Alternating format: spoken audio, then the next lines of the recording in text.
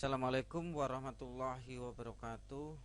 Pada kali ini kita akan sedikit membahas tentang definisi risiko berdasarkan ISO 31000/2018. Definisi risiko yaitu efek ketidakpastian terhadap sasaran atau ketidakpastian yang berdampak atau berefek pada sasaran. Catatan 1, efeknya adalah penyimpangan atau deviasi dari sasaran yang diharapkan, dapat berupa efek positif, negatif, atau keduanya, dan dapat mengatasi, menciptakan, atau menghasilkan peluang dan ancaman. Catatan kedua, sasaran dapat memiliki aspek dan kategori yang berbeda dan dapat diterapkan pada tingkat yang berbeda. Dan selanjutnya yaitu catatan yang ketiga, risiko biasanya dinyatakan dalam sumber risiko, peristiwa potensial atau peristiwa yang dapat terjadi, konsekuensinya dan kemungkinannya. Prinsip-prinsip manajemen risiko. Tujuan dari manajemen risiko adalah untuk menciptakan dan melindungi nilai. Tujuan manajemen risiko meningkatkan kinerja, mendorong inovasi dan mendukung pencapaian sasaran. Prinsip yang digambarkan pada gambar kedua memberikan panduan terhadap karakteristik manajemen risiko yang efektif dan efisien, komunikasikan nilainya serta menjelaskan maksud apa tujuannya. Prinsip adalah pondasi pengolahan risiko dan sebaiknya dipertimbangkan saat menyiapkan kerangka kerja dan proses manajemen risiko. Prinsip ini sebaiknya memungkinkan organisasi untuk mengelola efek ketidakpastian terhadap sasarannya. Yang kemudian sebelah kanan adalah suatu gambar bagan yang menunjukkan prinsip-prinsip manajemen risiko, yaitu tujuan utama adalah penciptaan dan pelindungan nilai. Yang kemudian prinsip-prinsipnya yaitu terintegrasi, terstruktur dan komprehensif, disesuaikan, inklusif, dinamis, informasi yang terbaik tersedia, faktor manusia dan budaya, perbaikan berkelanjutan. Selanjutnya kita akan menjelaskan tentang bagan ini, yaitu satu atau A, terintegrasi. Manajemen risiko adalah bagian integral dari semua aktivitas organisasi. Selanjutnya yaitu terstruktur dan komprehensif. Pendekatan terstruktur dan komprehensif terhadap manajemen risiko berkontribusi terhadap hasil yang konsisten dan dapat dibandingkan. Yang kemudian disesuaikan. Kerangka kerja dan proses manajemen risiko disesuaikan dan proporsional dengan konteks eksternal dan internal organisasi yang berkaitan dengan sasarannya. Yang inklusif, yaitu keterlibatan yang sesuai dan tepat waktu dari pemangku kepentingan, memungkinkan pengetahuan, pandangan, dan persepsi mereka untuk menjadi bahan pertimbangan. Hasil dari proses ini menghasilkan peningkatan kesadaran dan manajemen risiko terinformasi. Selanjutnya yaitu yang E, dinamis. Risiko dapat muncul, berubah atau hilang seiring perubahan konteks eksternal dan internal organisasi. Yang F, informasi terbaik yang tersedia. Masukan manajemen risiko didasarkan atas informasi historis yang terkini dan juga harapan ke depan. Yang G yaitu faktor manusia dan budaya, yaitu perilaku dan budaya manusia secara signifikan mempengaruhi semua aspek manajemen risiko pada setiap tingkatan dan tahap. Dan yang terakhir yaitu perbaikan berkelanjutan. Manajemen risiko diperbaiki secara berkelanjutan terus menerus berdasarkan pembelajaran. Demikian adalah prinsip-prinsip manajemen risiko. Nah, selanjutnya kita akan menuju ke kerangka kerja manajemen risiko. Secara umum, kerangka kerja manajemen risiko adalah untuk membantu dalam mengintegrasikan manajemen risiko ke seluruh aktivitas dan fungsi organisasi, yang bagiannya adalah di sebelah kanan, yaitu kepemimpinan dan komitmen. Kerangkanya integrasi, desain, implementasi, evaluasi, dan perbaikan.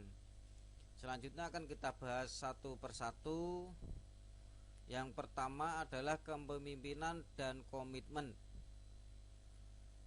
yaitu manajemen puncak dan badan pengawas. Jika memungkinkan, sebaiknya memastikan manajemen risiko terintegrasi pada semua aktivitas organisasi dan sebaiknya menunjukkan kepemimpinan dan komitmen dengan menyesuaikan dan mengimplementasikan semua komponen kerangka kerja, menerbitkan pernyataan atau kebijakan yang menetapkan pendekatan rencana atau arah tindakan manajemen risiko, memastikan sumber daya yang diperlukan dialokasikan untuk pengelolaan risiko, menetapkan kewenangan, tanggung jawab, dan akuntabilitas pada tingkat yang diperlukan di dalam organisasi.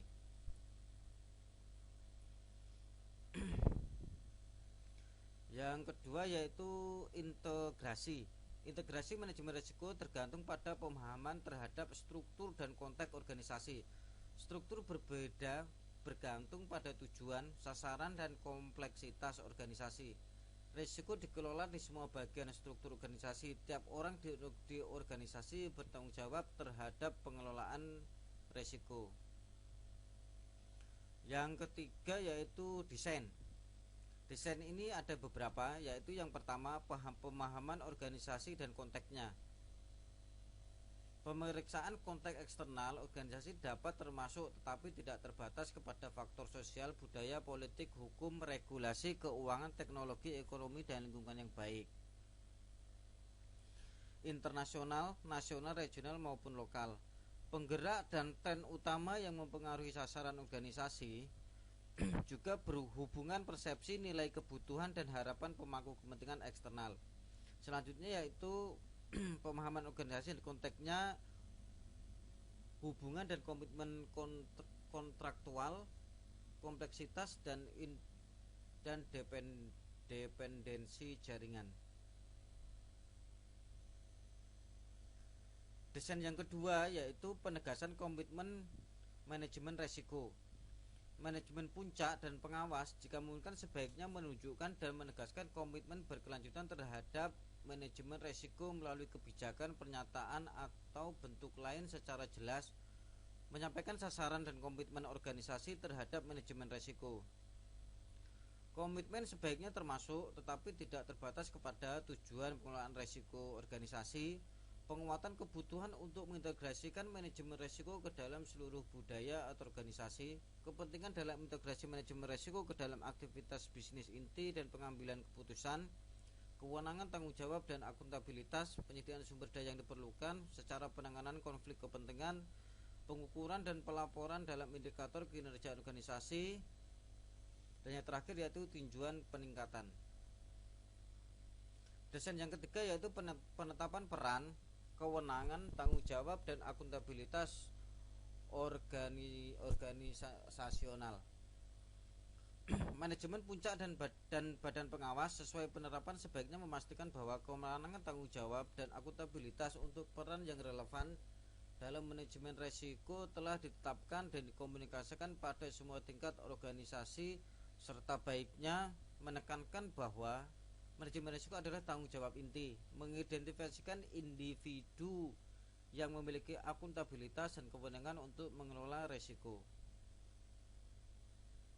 Desain yang keempat yaitu adalah alokasi sumber daya. Kemudian desain yang kelima yaitu penyiapan komunikasi dan konsultasi.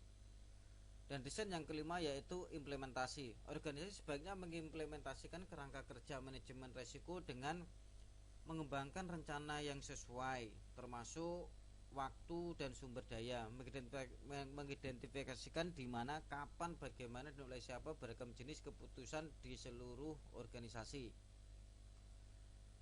Memodifikasi proses pengambilan keputusan yang sesuai jika diperlukan. Memastikan pengaturan organisasi dalam pengelolaan risiko dipahami dengan jelas dan dipraktekkan. Yang selanjutnya yaitu evaluasi.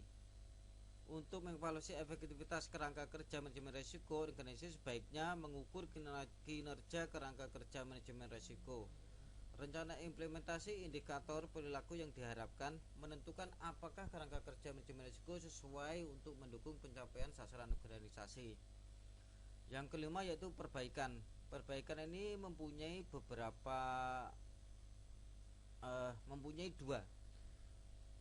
dua, yaitu yang pertama adaptasi. Organisasi sebaiknya secara berkelanjutan memantau dan mengadaptasi kerangka kerja manajemen risiko untuk mengatasi perubahan eksternal dan internal. Yang kedua, perbaikan berkesinambungan. Organisasi sebaiknya secara berkesinambungan meningkatkan kesesuaian, kecukupan, dan efektivitas kerangka kerja manajemen risiko serta bagaimana proses manajemen risiko diintegrasikan.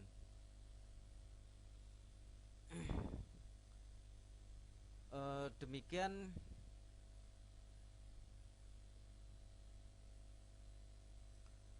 kerangka kerja manajemen risiko. Selanjutnya kita akan membahas yaitu proses manajemen risiko. Secara umum, proses manajemen risiko itu melibatkan penerapan yang sistematis dari kebijakan, prosedur, dan praktek untuk kegiatan komunikasi, konsultasi, membangun konteks, dan menilai atau memberlakukan, memantau, meninjau ulang, mencatat, dan melaporkan risiko. Proses diilustrasikan dalam gambar di samping, yaitu kalau kita lihat gambar di samping, proses manajemen risiko itu ada lingkup konteks dan kriteria penilaian risiko. Penilaian risiko mempunyai beberapa, yaitu identifikasi risiko, analisa risiko, evaluasi risiko. Yang untuk penunjangnya yaitu komunikasi dan konsultasi, pemantauan dan tinjauan, pencatatan, dan yang terakhir itu yaitu pencatatan dan pelaporan. Ini akan kita jelaskan secara singkat, yaitu satu, komunikasi dan konsultasi bersasaran untuk menyatukan bidang keahlian yang berbeda untuk setiap tahap proses manajemen risiko, memastikan menyediakan informasi, membangun keterlibatan dan rasa memiliki di antara pihak yang terdampak oleh risiko. Lingkup konteks dan kriteria. Sasaran dari penetapan lingkup dan konteks dan kriteria adalah merancang proses manajemen risiko yang khusus dengan kebutuhan.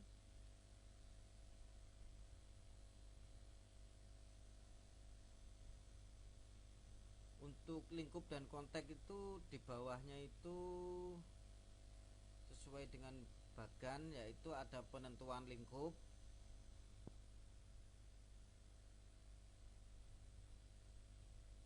terus kemudian ada konteks eksternal dan internal, terus menentukan kriteria risiko. Itu yang tergabung dalam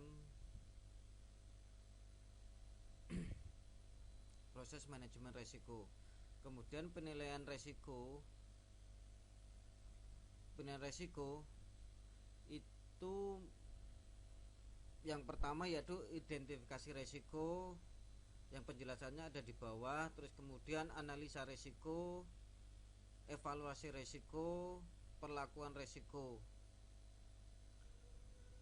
Untuk perlakuan risiko itu juga ada beberapa, kalau dilihat dari gambar di sini itu.